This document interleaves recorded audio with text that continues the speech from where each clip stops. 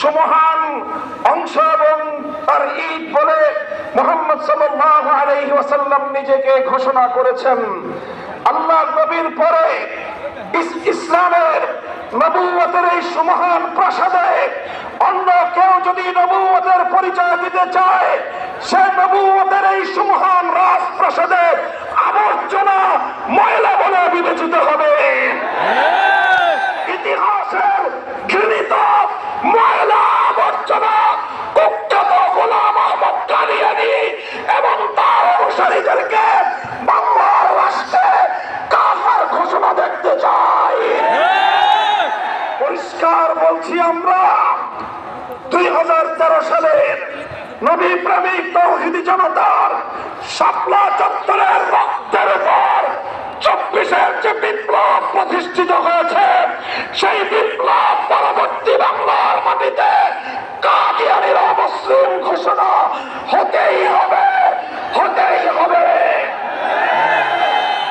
সরকারগুলোকে বলতে চাই, আমাদের পূর্বপুরুষ খতিব ওবায়দুল হক, শাইখুল হাদিস আল্লামা আজিজুল হক, সৈয়দ ফজলুল করিম পীর সাহেব চরমনাই, মুফতি ফজলুল হক আমিনী থেকে আল্লামা আহমদ শফি রহমতুল্লাহ আলাইহি, জুনায়েদ বাবু নগরী, সকলেই কাদিয়ানীদের খতমে নবুয়ত, এই কাদিয়ানীদের অমুসলিম রাষ্ট্রীয় ঘোষণা শুনে যেতে চেয়েছেন, দেখে যেতে চেয়েছেন।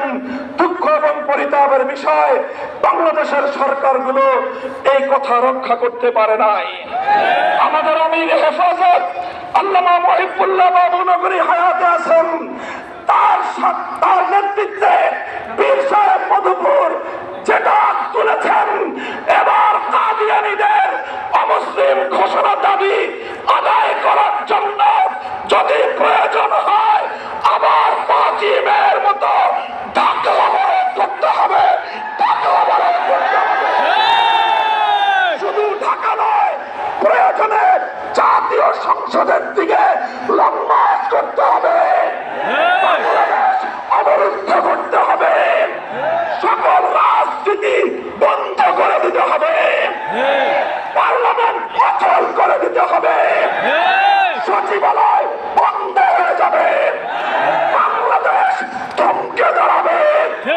কাদিয়ানীদের অমুসলিম ঘোষণার দাবি আদায় করতে হবে, রক্ত দিতে হলে রক্ত দিতে হবে, জীবন দেওয়ার জন্য, খতমে নবুয়তের দাবি আদায়ের জন্য মাথায় কাফনের কাপড় বেঁধে শহীদ ঈদগাহে যেতে কারা প্রস্তুত, কারা ইনশাআল্লাহ এ দাবি আদায় হবে।